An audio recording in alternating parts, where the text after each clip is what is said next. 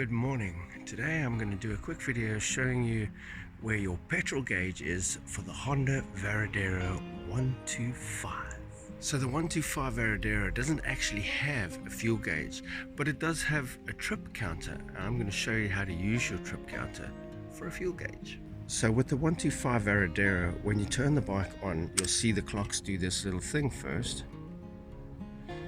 Try to let the clock set before starting the bike, otherwise sometimes it'll glitch out and then it resets the time and it resets your trip counter as well.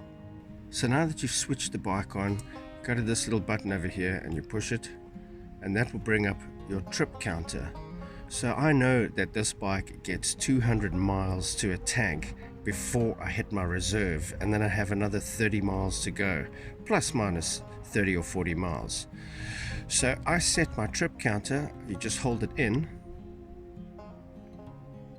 and then it comes back to 0. So if you watch that, when you get up to 200 miles, you know that it's time to fill up your bike again. If you are on a Varadero that has kilometers, you are looking at about 360 to 380 kilometers before you have to reset your clock. And that's how you can keep track of your fuel.